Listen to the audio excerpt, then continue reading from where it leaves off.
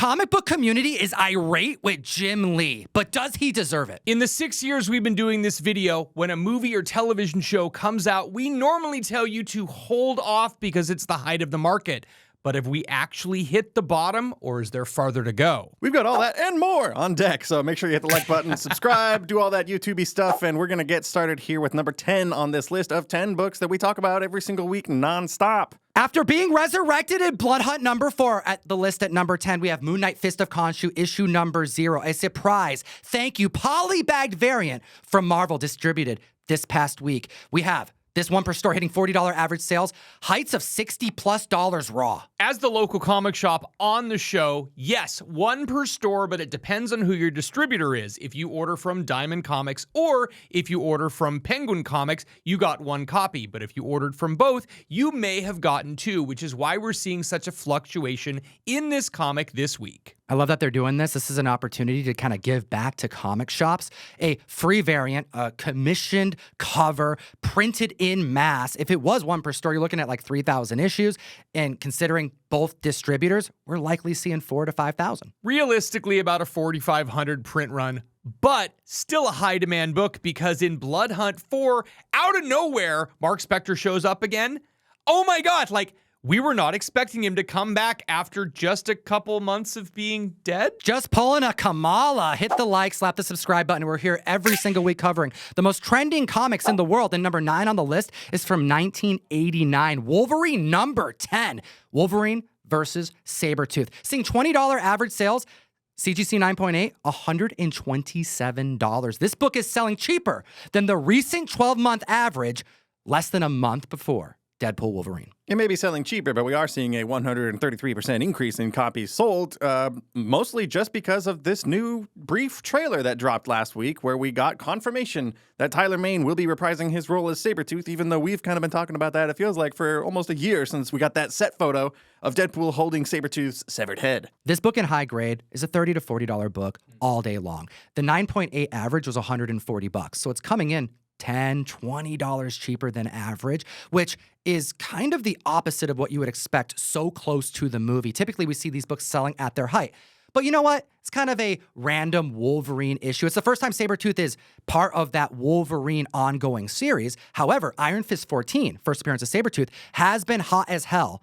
And the last two 9.8 sales are some of the lowest they've been all year long. At the end of June, we clocked in the lowest of the year, selling for $31.20. Keep in mind, this book was a plus $6,000 book at 9.8 at one point. Just days later, the book sold for $33.60. And if that book's out of your price range, like it is for me, you've got books like this one here, Wolverine 10. It's significantly more affordable. The 9.8, for example, the record high sale is $450. So if you're getting it for like $300 cheaper, like it's going for right now, you're not in bad shape. Number 8 on the list, another one of these books that is probably undervalued, but is it the market or is it the demand?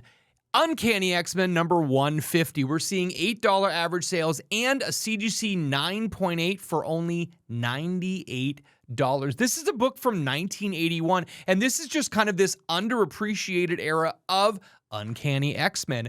Great books, great story, great art, and really undervalued. Still a 200% increase in copies sold this week. And this issue, we have Magneto's origin, specifically gets into all of his time spent in concentration camps in World War II, which, as we know, was in the 40s, right? And if you're being generous and you say this character was a child at that point, in present day, you'd be pushing about 80 years old, which is far too old for a super villain, in my opinion, to be really intimidating and scary in the MCU. So we would have to maybe find some sort of other way around this problem. It's comic books. Give them some of that super soldier serum, time travel it up, multiverse, I don't care. Magneto is one of, if not the best Marvel villain. And I want to know the community's favorite Marvel villain in the comment section below, because they got to do my boy right.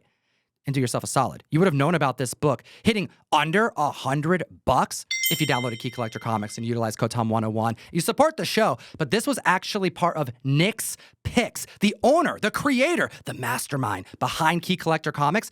He is privy to so much comic book data that every once in a while he feels the need to just throw it out there that he sees something that may be selling too cheap. I'm just wondering if it was summertime, would we have Steve drinking a super soldier serum Slurpee? because that seems appropriate. That's too many S's. We got to get back to the list. What's number 7? I can't see it because we're not scrolled down here on my monitor. Number 7 on the list, Sandman, number 19, my favorite series. This issue came out in 1990. We're seeing $8 average sales for Sandman 19, and a CGC 9.8 hits $69. Ooh, 69. But you know what? We have a plethora of actors who have been cast for Sandman Season 2, and Netflix, not my favorite platform. It's not my favorite adaptation. It's doing well enough, which is great because this series deserves it. And issue 19 is a major comic book in the run, not necessarily for key significance, but also it's like important to note, most of the books in the Sandman lore are not keys because of first appearances. Yeah, you got First Death. Yeah, you got First Sandman in issue number 1. But the ones that people really enjoy are because the books were so impactful, and this is one of them. The story of number 19 is actually based on Shakespeare's A Midsummer Night's Dream, and that play itself was narrated by a character named Puck. So the first appearance of Puck is in this story. Well, we have Joffrey, Jack Gleason, is going to be playing Puck in the Sandman story. So whether it's going to be a longer arc or we're just going to see a single episode based on this issue, this is very clearly one that we are going to have in the next season of Sandman. And I am currently deep in my Game of Thrones A Song of Ice and Fire rewatch. I've missed Jack Gleason. Joffrey was actually killed off way back in season 4 of Game of Thrones, which was a decade ago, and he was actually pretty mistreated by fans of the show who could not separate his terrible, terrible, terrible King Joffrey from, the nice person who plays him in a TV show. And they kind of chased him out of the industry. So he's sort of been on an acting hiatus for a long time. It's going to be cool to see him come back. He was also in Batman Begins, so he does have ties to the DC universe. James Gunn, where are you at? But I digress because we got to talk about the Error Edition. Whenever you get a Sandman 19, the first thing you got to check for is pages 18 and 19 to see if they were swapped. And this error is way more prevalent. I have found this multiple times while on the hunt. And mispriced. A lot of dealers don't like to go out of their way to check this book in particular.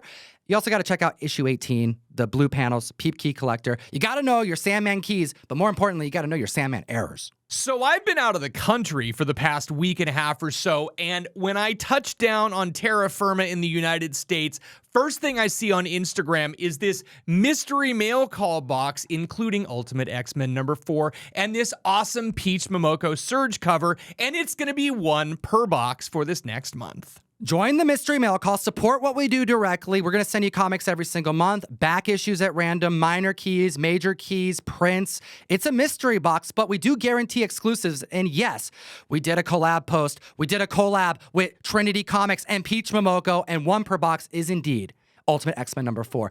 Alongside of a Boys number 1 first appearance of A-Train, Billy Butcher, and Huey, the Boys, with a Virgin Homelander cover. Check out that American flag. That one's done by Johnny Desjardins. And what do you know? He killed it again. Surprise, surprise. ComicTom101.com to pick up this month's mystery mail call. You can buy it just one time if you just want this box, or you can subscribe, save a little bit of money that way too, all on ComicTom101.com. I'm getting back to the list. Number 6, X-Men 11 from 1992 with this amazing, iconic Jim Lee cover. A Wolverine cover done by Jim Lee, trending right now, needs no explanation. Let's just give him the numbers, and then let's talk about the controversy. Seeing $20 average sales, $80 for a CGC 9.8, an increase of copies sold of 167%. Jim Lee is now offering commissions, which is exciting, especially if you've got some money to burn. This is a very cool opportunity, and you got a range here. You got starting at like about $1,000. You can get a smaller kind of profile headshot sort of thing. Apparently, it costs $8,000 for a blank sketch cover from Jim Lee, which is pretty damn cool. All the way up to $20,000 to $30,000 for some crazy 11x17 artwork featuring like full backgrounds and all kinds of stuff on them. And when you look at some examples of this kind of artwork from him, you can start to see why that price might be, it might make sense. It rubbed people the wrong way. There are so many people hitting the mic, writing articles about this being a problem, as if Jim Lee isn't this A-list artist. I think people who are complaining about this have literally no idea how much original art costs. I mean, we've been buying original art for the past couple years, and some of the pieces that I bought have exceeded $8,000, $10,000. That's what original art goes for. So when you have a commission from Jim Lee, it's gonna be expensive. Other artists are costing a whole lot of money. Adam Hughes was doing something with the comic art guys, right? So there's the comic art website, and they actually got Adam Hughes to be able to do 11x17s, and it was $15,000. And you could get a smaller art done by him for $11,000. And that's not anything negative against Adam Hughes. That's just what he was charging. Put this into perspective. We have rock stars right now that are making paintings, and this is nothing against the rock stars I'm about to mention, but Serge, the lead singer from System of a Down, and Brandon Boyd, the lead singer from Incubus, both do paintings in their spare time. You can purchase an original Serge for $30,000. You can purchase an original Brandon Boyd for $25,000 to $28,000. Art is subjective, and when you can get one of the godfathers of modern comic book art and get him to do what you want, you're going to pay any price. I was a little surprised by the prices, but not because they were so expensive. I thought he would charge more personally, but you could disagree, Comic Fam. Let us know in the comment section below. I want to hear your thoughts. Is Jim Lee charging too much? While we move on to number 5 on the list with Uncanny XMen, issue number 213, Wolverine versus Sabertooth, classic cover, Mutant Massacre hitting $25 average sales, $128 for a CGC 9.8. That just happened this past June, and it's under the recent 12-month average again. And this is also an awesome book. It's a cameo appearance, like real cameo appearance of Mr. Sinister. Tom already mentioned Mr. Sinister. We pointed out how cool this cover is. There's also some cool Psylocke key significance in this book. There's more than one reason to grab a book like this, but when you consider that we have 138 new CGC slabs added to the census since we last talked about this book at the end of March, just over 3 months ago, 32 of those are 9/8. That helps explain why we're seeing the most recent sales hit about $20 less than they've been selling for all year long. Typically, we talk about books so close to movies as a time to just wait a little bit. Wait till after the movie, see how the books perform. Everyone gets stuff graded. The prices tend to go up. They start to climb, and then they tend to see a small dip. Not always, but most of the time, especially for these minor keys. And right now, we're looking at the prices going, it's cheaper than they've been going all year. If you want to get a dope Wolverine Sabertooth key, now is a great time. Yo, Fire Guy Ryan again. I gotta interrupt the video. I'm sorry. I'm gonna be real quick. It's already a super long video, but I gotta give a shout out to Cameron and Brad. Those are the 2 winners of our weekly text message SMS giveaway that we do every single week. I told you last week, if you just go to ComicTom101.store, a little pop-up is gonna pop up and ask for your phone number. You type in your phone number, you join the about 1,000 other people that are a part of that select group, and that's all you gotta do. You're entered to win every single giveaway we ever do moving forward. We will contact you and get your address, and you'll get free stuff from us. Every single week, we're gonna do it. So yeah, let's get back to the video. I'm sorry for interrupting. I'm so sorry. Number 4 on the list, Batman number 125. First appearance of Failsafe. We are reporting $5 average sales and $66 for a CGC 9.8 back in May of this year. Now, this book was a big kickoff number as it was Chip Zdarsky's first work on this title, and I think that's one of the reasons why we're not seeing higher prices. It did have a larger print run, and a lot of shops were definitely buying this because of the new character. One of the few books that's up from its recent 12-month average. It was selling like $45 over this last year. It's seeing an uptick, not much, but mostly because of absolute power. We have Amanda Waller putting together a whole plethora of robotic villains to go up against the Justice League, including Failsafe. And Failsafe was activated after Bruce Wayne loses all of his money and his contingency plan of if he ends up killing somebody and going full Dark Knight, he needed a way to stop himself. So Failsafe was activated, courtesy of the Penguin, doing some nefarious activities. And this is an excellent read. Everyone needs to read this run. And what a great time because of absolute power just around the corner. It's a 150% increase in copies sold this week. And we have multiple absolute power offshoots and books coming up in the next 2 months. So talk to me in 2 months and let's see how popular this book is and how much Failsafe has to do with Amanda Waller's ultimate plan. I love that they're utilizing Amanda Waller more. She's such a badass, and knowing that she's getting her own solo series over on HBO Max, being tied to the Suicide Squad, which was retained by James Gunn and made popular because of Suicide Squad 2. Great time to get reintroduced to the character. We're going to take you back to the 90s one last time on this list with number 3, Deadpool, The Circle Chase, issue number 1. We're seeing $20 average sales and a $125 for a 9.8 earlier this week. And again, that's about $30 below the 12-month average this book's been hitting all year. We haven't chatted about this book since 2022. Kind of surprising. So many first appearances. Wolverine, first solo series, first on the cover. Deadpool, New Mutants 98, Dazzler spec, X-23 spec, Kidpool, Headpool, and no Deadpool Circle Chase. Probably because this book is getting so damn affordable. It's out there, and it's the first issue of the miniseries. So this is one of the quintessential 90s kids books. Every single 90s kid that brings me their comic book collection has a copy of this book in it. All 4 issues. All 4 of them, and they are not in great condition because they were red. It has kind of a cardstock cover that gets ticks really easily, but it was printed in a very large number, which is why we're seeing so many 9/8s on the census. 2,100 copies at a 9/8. So if you're looking at it's $30 down from the 12-month average, it's actually $250 down from the overall high. Yes, there was an outlier at $900. Yes, we have newsstands of this book. We know that people have been spending money on this book, but this book is drastically down. This is kind of the question that we have about this list. Is this the bottom? Is $125 the lowest we're going to see for a 9.8 on this? If more people get these books graded, are we going to see it even farther down? In 2022, people were paying $250 to $400 for a 9.8 on this book. Yes, we know those are the heights of COVID prices, but with the Deadpool Wolverine movie coming out and Deadpool more popular than ever, plus Ryan Reynolds endlessly media doing everything to keep Deadpool on all of our minds, is this book going to creep even lower? Let us know what you think in the comment section below. How low do you think any of these books will go? Is this a good time to buy? And by the way, you have to stay tuned because number 2 and number 1 virtually have no high sales to report on.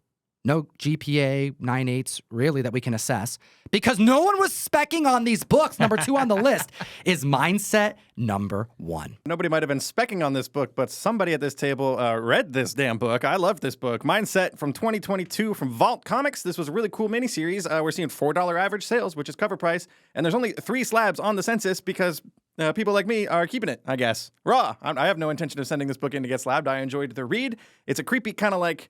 I think of it like as a mix between Black Mirror and The Social Network, and it did just get picked up this week for a TV show by Don Cheadle's production company. Zach Kaplan is a G.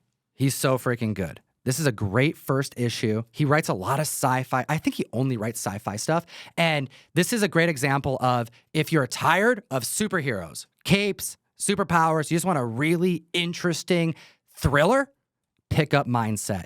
You know, a social media app that accidentally stumbles upon mind control. Yeah, there's a lot of really cool questions and thought-provoking stuff in here with some gorgeous artwork from John Pearson, if you're into kind of like a Department of Truth, Martin Simmons-y sort of painterly vibe. That's an astute comparison. When I first read Mindset, issue number 1, I saw a lot of text. I saw a lot of artwork that seemed simple at times, but then by the end of the first read, I realized it's all purposeful. They want you to look in certain areas of the panels. They want to highlight certain things. It's minimal when it needs to be, but then also you get hit with some beautiful double-page spreads. It's a good book. Pick up the trade. Go check it out. It's going to make a cool show if it ever gets that far. I mean, it did just get optioned this week, so it's still really, really early, but I got my fingers crossed for this one because it will be a good show. Keep an eye out on the retailer variants that came out for Mindset.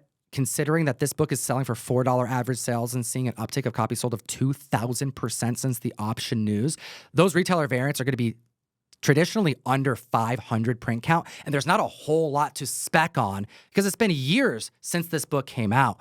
Also, do yourself a solid. If you're just like not wanting to do a whole bunch of research to figure out what new comics to read, and you just want to be hit with something good, Vault Comics is one of the most consistent quality comics that are coming out in the marketplace. Not just in 2024, but in the last couple years. And I'd be remiss if I didn't give a special shout out to The Rush. That is my favorite book from Vault Comics. One of my favorite horror comics in the last few years. Barbaric is fun if you like a Conan-style book, but a little more with more modern flavors to it. You know, Vault's pretty good. You could do a lot worse than checking out something from Vault. Hit the like, slap the subscribe button. We're here every single week covering the most trending, hottest comic books in the world, and you may own some. You probably have some of these. Let me know if you do in the comment section below, because the number 1 trending comic book this week is not only art by Lee freaking Bermejo, it's oversized. Could that be the reason why it's trending and why there's no GPA sales to report on for 9.8? Vicious Circle, released by Boom Studios. Amazing art by Lee Bermejo. Again, another great oversized book. Batman Damned, he did all the art for that one. You're going to love looking at every single bit of this intricate art. $12 average sales, above cover price, totally worth it. But I think a lot of this book suffers from the oversized barrier. When Boom Studios released an oversized book, when DC Comics releases oversized books, Distillery is releasing oversized book. I think the only books right now that are kind of escaping the oversized thing is Teenage Mutant Ninja Turtles Last Ronin, because people are going to buy them and they are going to grade them. So this book, fantastic read, but I don't think people were willing to spend the money to get it graded. Real talk, comic fam, Lee Bermejo has just ascended and went next level to create this comic. It's taking him so long because of the amount of damn detail he puts in to every single panel. You thought Batman Damned was good? It ain't touching the artwork that is in this comic that I'm holding right now. And it's taking him a damn year every issue to produce, and it makes sense. Let's talk about the dates. Issue 1 came out in December 2022. It wasn't until July 2023 that we saw issue 2, and issue 3 isn't even out yet. It's slated for August. Yeah, it's been over a year since we've gotten an issue of Vicious Circle, and I'm getting a little anxious. Thank you for putting that down. I'm getting a little anxious seeing Tom wave my copy of this book all over the place. But yeah, you got to grab this book. You got to read it. And honestly, you might just want to wait till it's all collected and pick up the hardcover, or hopefully it comes out in a hardcover. I don't know if you can accurately describe how gorgeous the artwork is in here. I don't want to get into the story too much because honestly, I haven't read this book in a very long time. It's got some sort of time travel-y, multiversal stuff happening in here. It's basically just a cool excuse for Lee Bermejo to flex and show off all sorts of different art styles. He does a lot of black and white work in this book. It's just a treat. It really is a treat to look at. And I want to shout out Mattson Tomlin, too, the writer of this book. He's one of the writers of The Batman from 2022 as well. Shout out as well to Batman the Imposter with Andrea Sorrentino. He wrote that comic, and I don't think enough people talked about it. A 1,600% increase in copies sold this week because it was announced that Mattson Tomlin, the writer of the book, is attached to make a movie with Ryan Coogler, the director from Black Panther. This is very exciting news. And I just want you guys to think about it. With the amount of time, energy, effort, love, and passion put into the art behind this Lee Bermejo, how much do you think he would charge per page? Nice full circle action there. A vicious full circle, if you will. Let us know what you think in the comment section below, and as always, Geek responsibly. Enough said. Let's get out of here.